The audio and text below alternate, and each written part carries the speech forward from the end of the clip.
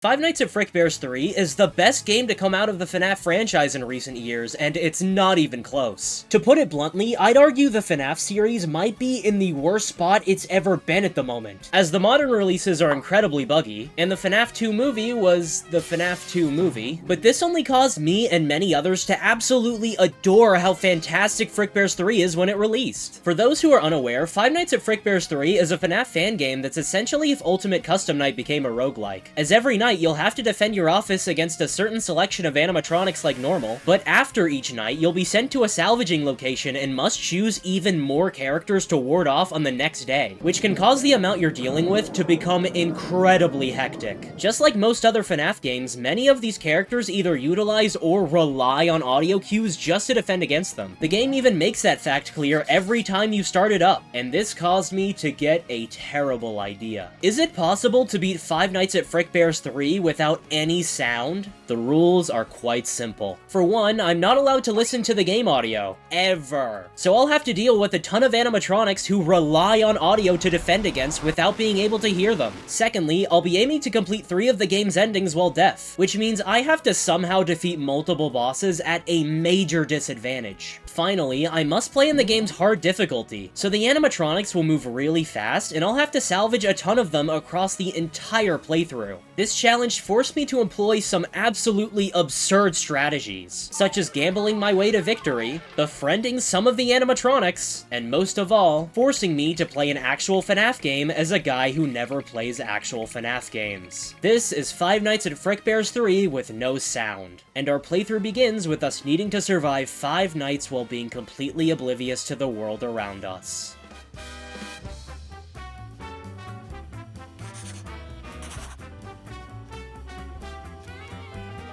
For my first run, I decided to try and complete the Slacker ending, which just involves you making it through all 5 nights without helping out any of the other characters. If we can complete it, we'll have a pretty good framework for completing the other 2 endings. But once we began the game on night 1, I immediately noticed some issues. You see, for every run of Frickbear's 3, you'll begin on night 1 with the same 6 characters, and a big problem in this run is dealing with Freddy, Bonnie, and Chica in particular. Now, in Frickbear's 3, Freddy, Bonnie, and Chica will always attack you at your doors, just like in FNaF 1. Bonnie goes to the left, Chica goes to the right, and Freddy can go to either. But without our ability to hear the audio cues they play for when they're about to attack, it's hard to know when to shut the doors to block them. Thankfully, with a niche visual cue and a bit of game knowledge, we are able to figure out when they're attacking, even if we can't hear them do so. You see, if we utilize the cameras, we can check cams 4 and 5, which are the closest to our office. And if we ever see any of them show up on these cams and then leave, we'll know they're attacking, so we can shut the corresponding door to send them back. This is because it's impossible for Freddy, Bonnie, and Chica to move backwards on the cameras, and instead they'll always go forward to our office. So whenever they leave cams 4 or 5, it means they're always attacking 100% of the time. The rest of the characters aren't really a worry right now though, as characters like the Marionette only require you to rewind their music box every so often. It's really not that bad. Really, I mainly spent most of night 1 just sitting in the office watching some of that amazing digital circus show on the TV.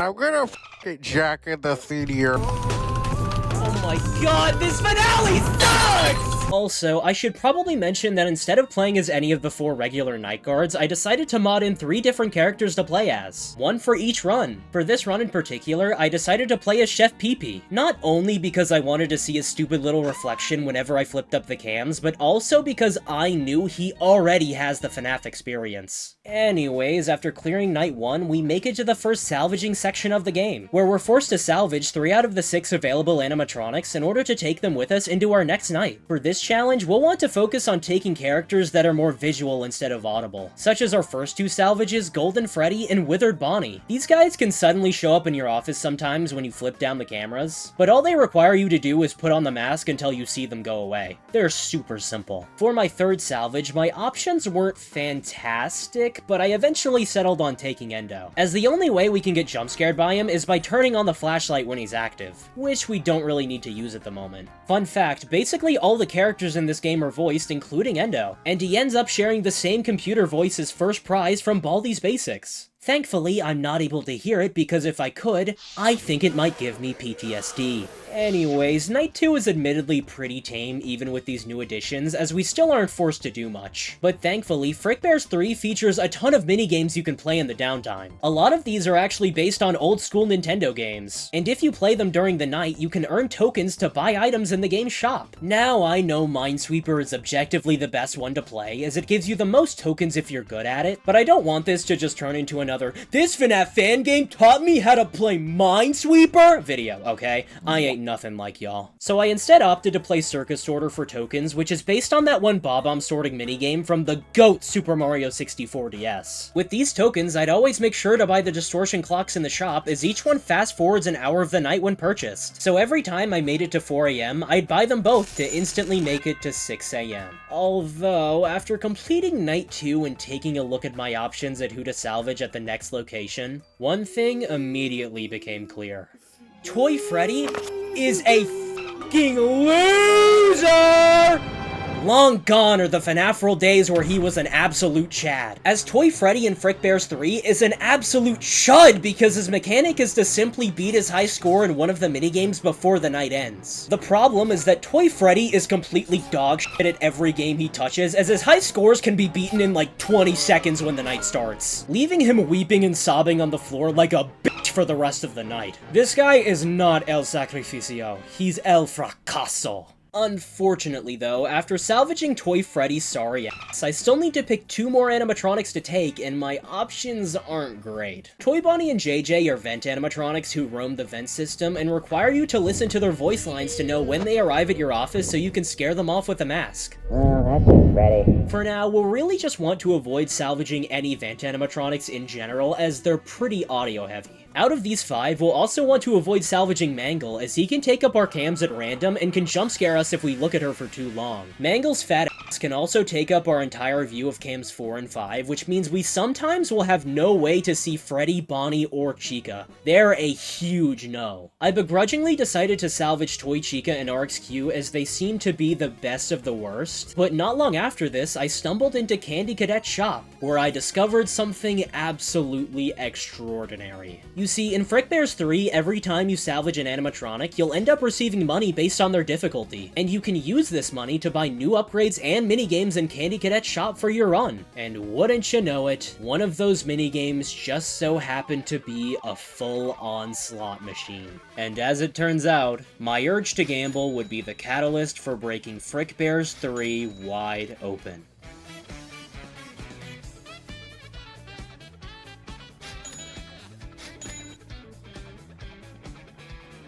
I'll be honest, I may have played the rest of this run in a completely unintended way, and it all began with purchasing 2 upgrades, those being Scott Slots and Early Investment. Scott Slots is basically just a slot machine where you can bet up to 5 coins in hopes of winning it big, but just like a real slot machine, your odds aren't great. Thankfully, if we pair this minigame with Early Investment, which gives us 5 coins as soon as we load in, we can begin every single night by immediately going all in and betting the max amount on Scott Slots.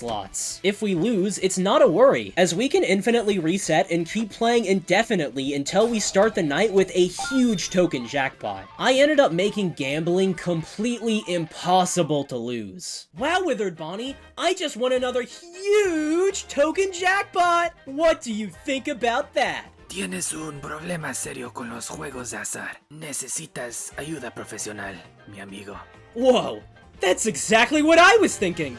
We should do the like and subscribe plug! No, idiota. Apostando puede arruinar tu vida si I no know, tienes there cuidado. are some Tienes brains to una this adicción beauty, seria. right? I'm a Necesitas ayuda genius. profesional. Hey everyone, if you're enjoying this video so far, I'd appreciate it a ton if you could like the video and subscribe. Frickbear 3 is a game I'm not even sure will do well in the algorithm, but similarly to that Baldi's Basics Plus challenge, I'm mainly making this video just to get more eyes on the game. So if you guys could give this video some love to help more people see how awesome this game is, that'd be wonderful. Thanks. Anyways, after clearing Night 3 by the power of gambling, we're able to move on to the third salvage location, Fazbear's Fright. Now, I'm gonna keep it real with you all. The 3 characters I salvaged in Fazbear's Fright had practically zero effect on the run. I took both Mr. Hippo and Music Man, who can't jump scare you, and instead try to distract you with audio, which, I mean, we can't hear. And our last salvage Helpy occasionally just displays stupid pop-ups we need to get rid of. He's completely free. However, after leaving Fazbear's Fright, Night 4 ended up proving to be a pretty tough obstacle to overcome without audio.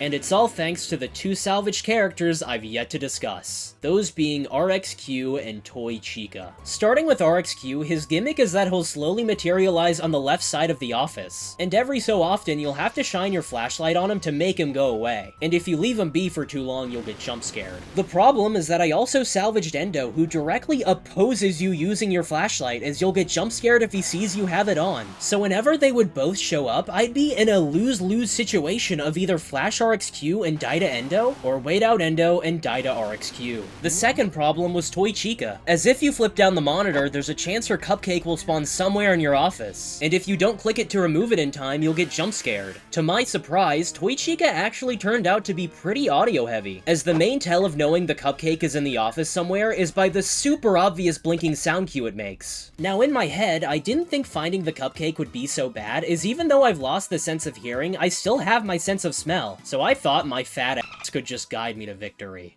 Oh, Mr. Cupcake, I'm here to jump scare the night guard. Oh my god. What did you do to him?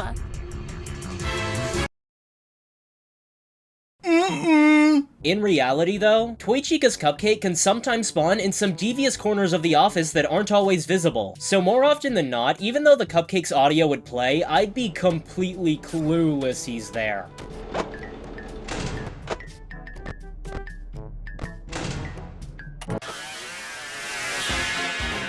Oh, you make an adorable corpse.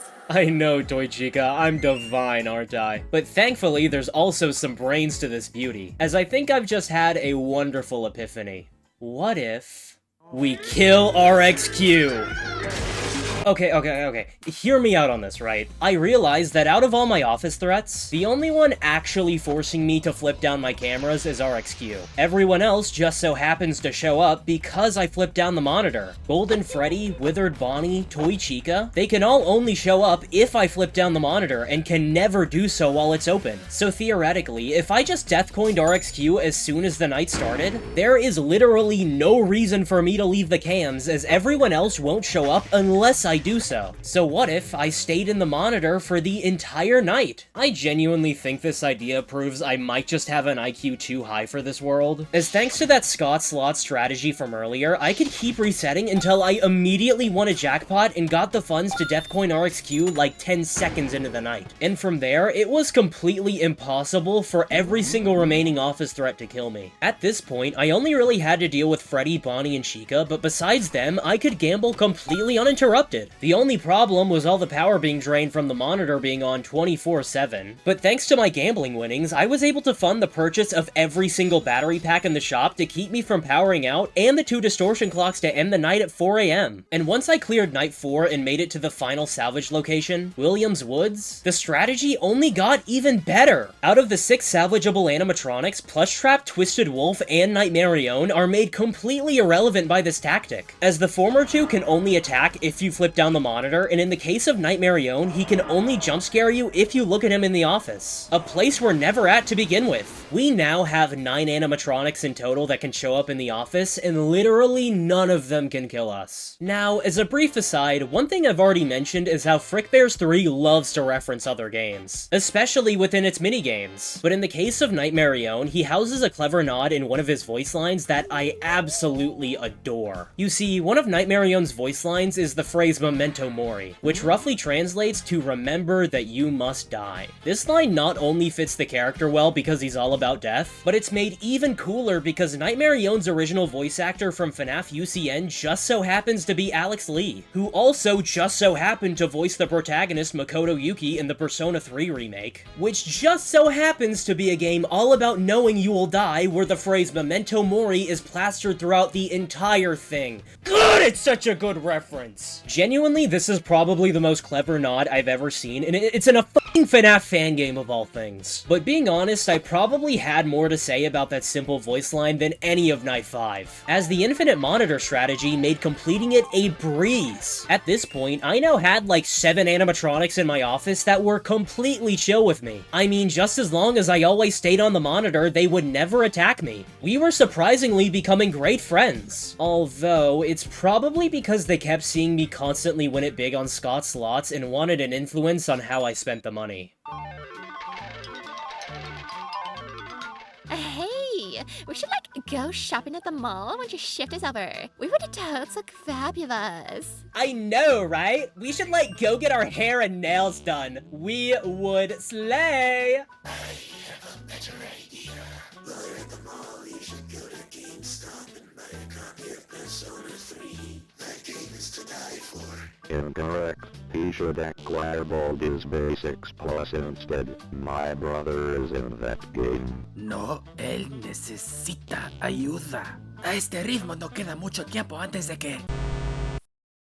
Guys, I went all in and lost everything again. I hate you so much. Anyways, Night 5 was wrapped up pretty smoothly due to me only needing to ward off the hallway characters when necessary and buy the battery packs to not power out. And once I made it to 4 AM, I bought the 2 distortion clocks to end Night 5. And with that, I completed the slacker ending of Frickbear 3 on hard mode with no sound. Also, I'd like to take a moment to thank my buddy Cataclysmic for helping me get in contact with some of the official Frickbear 3 voice cast for some of those scenes you just watched. As a brief aside, she's actually made a few FNaF World videos similar to mine, and it's really funny looking in her comments section and seeing all the overly angry people call her a clone of me. They'll be like, you make FNaF World content? TheDapperWaffle already did that. You use a script for your videos? TheDapperWaffle already did that. You're a woman? TheDapperWaffle already did that. Anyways, with one ending down, that means there's only 2 more to go. And honestly, this challenge has gone surprisingly smoothly so far. I'm hopeful that the other ones will go just as smoothly. So let's start with the good ending. What the fuck? What is— Find my masks. No. Toichiga?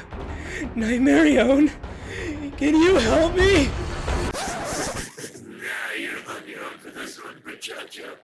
Oh my god, this ending's gonna suck!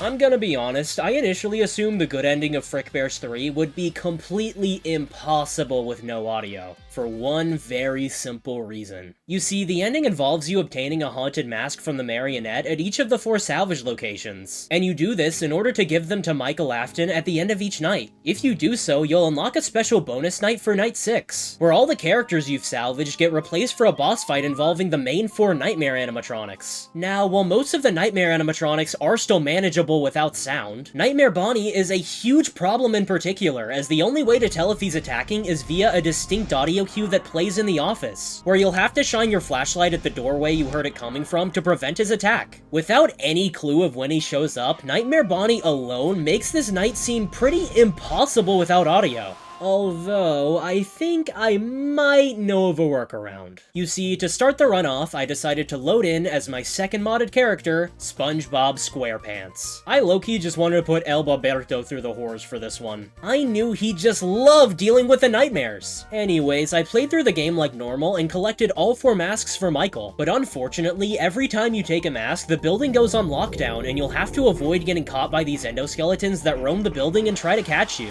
More specifically known as Endo Chasers. What? Do you really think I'm about to do another trans bit because I see the word chaser? Like I'm just a pathetic f***ing sheep?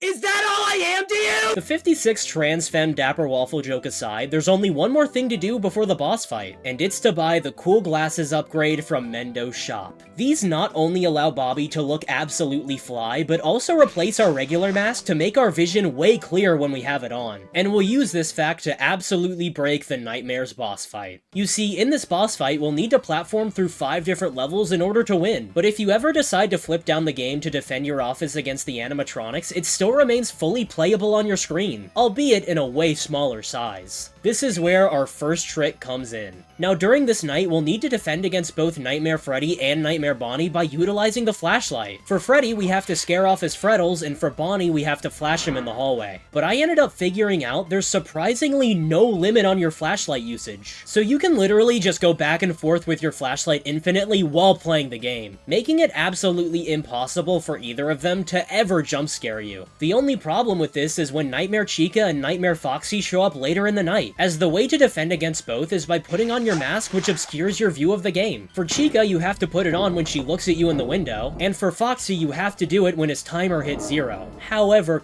with that cool glasses upgrade, we're now able to clearly see the game even with the mask on. So SpongeBob can have these fire glasses on 24/7 while playing the game to completely ward off both Chica and Foxy. If we combine both the flashlight and the mask strategy together, we can make it completely impossible for any animatronic to jump scare us, as we can do everything all at the same time. Honestly, the only hard part is just memorizing the layout of all the levels to counteract the abysmal screen crunch and not die due to taking too long. But after completing all 5 levels of the platformer with this absolutely absurd strategy, I wrapped up the boss fight, gave the crying child his happiest day, and proved it's possible to get the good ending on hard mode with absolutely no sound. 2 down, 1 to go. You know, even if he gave me a scare in that Slenderman forest, it honestly felt pretty good to help out Michael. I guess you can never really judge a book by its cover. It says here I need to help out Vanny next. She's supposedly part of the evil ending, but I think she's probably just misunderstood.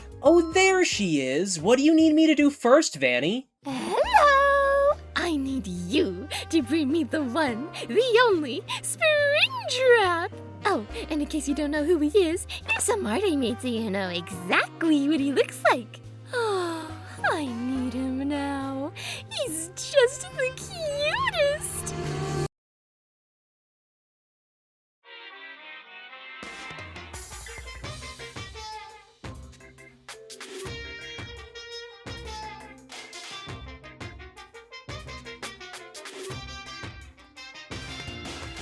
Okay, so, Vanny has, interesting goals in life, but I'm still willing to help her out. Essentially, to achieve the evil ending in Frickbear's 3, you'll have to salvage a secret animatronic at each of the 4 locations in order to give to Vanny at the end of each night. And after doing so, she creates a horrific amalgamation of all 4 of them who you'll need to defeat in the ending's boss fight, named Salvage. You may think this is something I absolutely shouldn't be helping her with, but oh, God forbid women have hobbies. You know, if she wants to make a super murder death robot, so be it. I fully support a woman in STEM. To help Vanny out in her endeavor, for this final run, I decided to play as Baldi from Baldi's Basics, knowing as he has a background in STEM himself. Unfortunately, at first making Vanny's dreams a reality seemed pretty difficult, as each of these 4 bonus animatronics do not count towards your salvage total, so we'll have to take home 4 instead of 3 at every location. What's made even worse is that most of these guys really suck to salvage, including our first evil route animatronic, Springtrap. He'll constantly try to make his way to your office, and you'll have to push him back by using your flashlight on the cams. But since we're also salvaging Endo in the route, yeah, that is just not happening. For the evil ending, we'll need to salvage a different character instead of Endo at the first location. And after looking at all my options, the answer became clear. I needed to salvage Rodney. Rodney? Who the f is Rodney? Rodney Redbird is one of 7 bonus characters found in Frickbear's 3, whom you can unlock by purchasing the backdoor trading upgrade in Candy Cadet's shop. This upgrade will spawn in one completely new character at every salvage location for you to take, which can get us out of salvaging some really terrible animatronics we just do not want to deal with. With backdoor trading, our options include characters like the FNaF World guy, the guy from the slot machine, Fantastic! the Pop Goes guy, but by far the best option for us to salvage is Rodney, as all he does in the night is just say random quips from time to time to try and distract you. Keyword try, I don't have to listen to all that. Alright, here's a really cool challenge you can try. Beat the night with the audio muted. Oh yeah. As a brief aside for this run, I decided to lean more into salvaging vent animatronics this time around for reasons I'll explain later. Surprisingly, it turns out the vent characters are a lot easier to deal with than I initially thought, as not only do we have an audio lure to distract them, we also have this handy dandy heater button which we can hold down to push every animatronic back. Just as long as I hold down the button every so often and utilize some audio lures, it doesn't matter if I can't hear them enter the office, as they'll never arrive to begin with. Honestly, this vent strategy seemed pretty foolproof. And then I salvaged Lefty.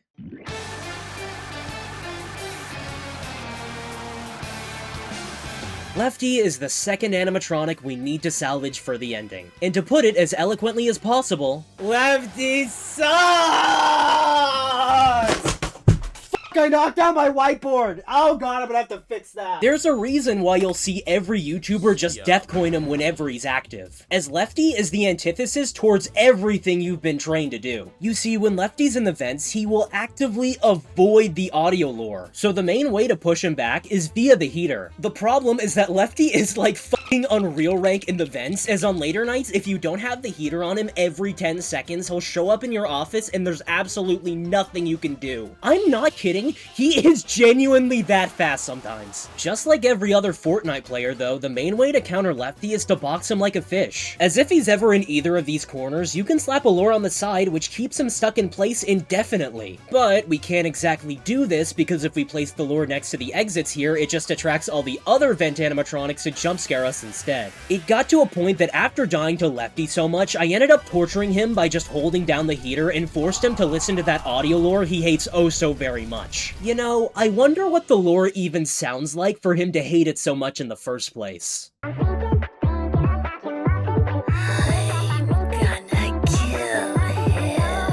Thankfully, the final 2 Evil Route salvages really aren't that bad, as the next one, Scrap Baby, just requires you to shock her every so often on the cameras to keep her from draining your power. She's super low maintenance, and I even salvaged her on runs that weren't even the evil ending. She is like just free money. Molten Freddy is the last one, and although he seems to be the worst of the 4, I mean he's purely audio based, needing you to shut the door you hear his noise at, I ended up buying the Spawn Killer upgrade from Mendo, which gives me a death coin to use on him when the night starts, so I don't have to ever deal with him. Night 5 was still a pain because of you-know-who, but when I did finally complete it, something truly special happened. You see, a character I've neglected to really talk about is one of our starting characters, Foxy. His mechanic involves him rushing your left door from Pirate's Cove to jump scare you like in FNaF 1, and although he's usually too slow to ever do it before the night ends, Foxy did not want me making it to 6 AM this time around. What ended up happening on Night 5 is that I bought the 2 distortion clocks close to 4 AM,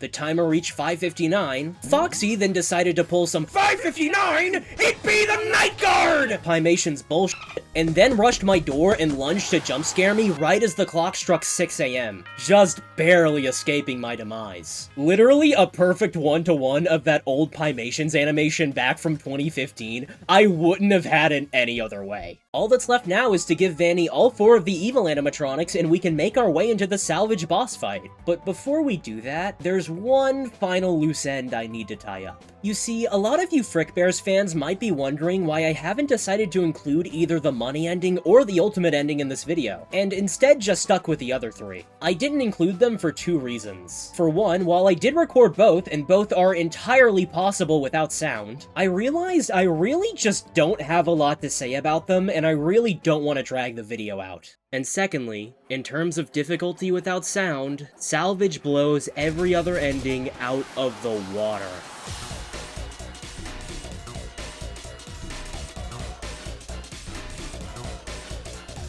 After making my way into the salvage boss fight, I immediately noticed something absolutely awesome! You see, in order to form salvage, it required putting all 4 evil route animatronics together, which means in this boss fight, Lefty is no more! Yeah, Unfortunately, this is where the good news ends, as this boss fight is oh so very difficult. You see, the salvage fight consists of 5 phases, with each one adding both new tasks you need to complete to fight him, and adding more characters into the night you need to defend against alongside him. Phase 1 involves him coming to your doors and you needing to bash his skull in to deal damage. Phase 2 adds you needing to look at the cameras and shock him when he goes to a back room, and Phase 3 adds you needing to look inside the vents to get rid of him. Phase 4 is when things get rough for us though, as in this phase he'll start to spawn eyeballs in the office we need to yank and launch out. The problem is that we kinda sorta have a strategy that involves us not looking in the office. So if I decide to flip down my monitor with the usual crew to deal with the eyeballs, yeah, that is not happening, brochacho. This one eyeball attack is the sole reason why I ended up restarting my run entirely and made such a drastic switch in the animatronics I salvaged. As although vent characters make the earlier nights harder, having them instead of a ton of office threats makes the salvage fight actually possible.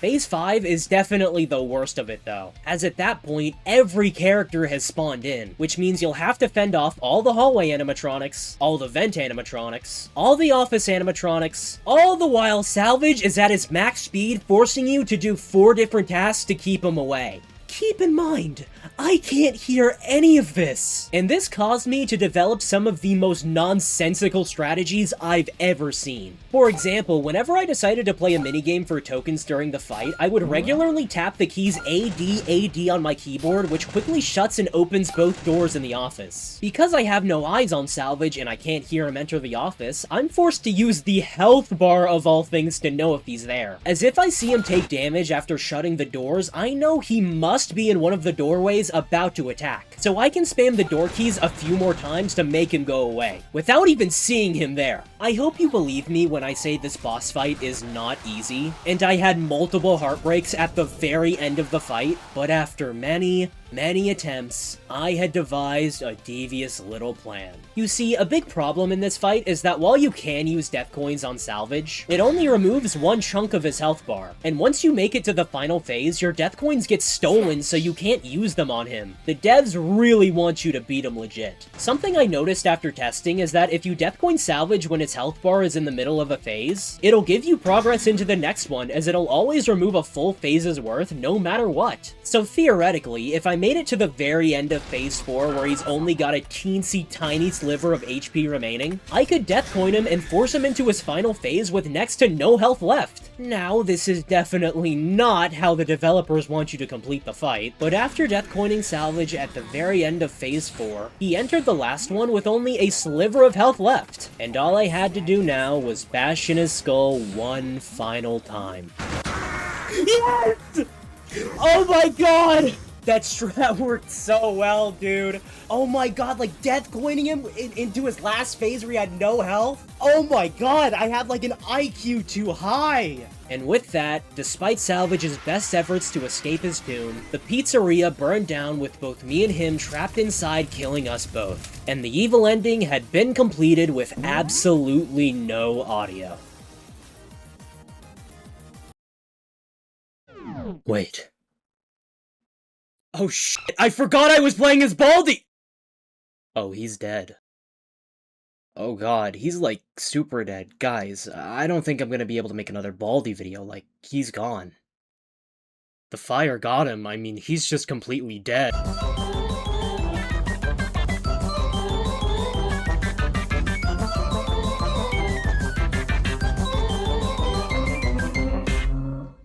And now we've arrived at the classic TheDapperWaffle epilogue, where I reflect on what you just watched and try to tie it all together in a pretty little bow. If I'm being honest though, the creation of this video was anything but pretty. And for a while, it's definitely the worst I've ever felt making one. To put it simply, while making this video, I thought I had wasted so much time. Not only is Frickbear 3 a game I'm months late to playing, so I thought people had already moved on by this point, but I also thought this video just just wasn't good enough, as my last 3 videos have set such a high bar in multiple aspects that I didn't think this one really reached. I also had multiple time-consuming issues during production, such as multiple pieces of equipment breaking, forcing me to wait on replacements, and a week-long vacation in the middle of editing that left me away from my PC entirely, causing me to draw practically every single asset for the animated segments on my phone while I was on the trip, just so I felt like I wasn't fully wasting my time. If I'm being completely honest, for a long time on that vacation, I was really down on myself. I remember thinking, if this video isn't good enough, people have already moved on from the game,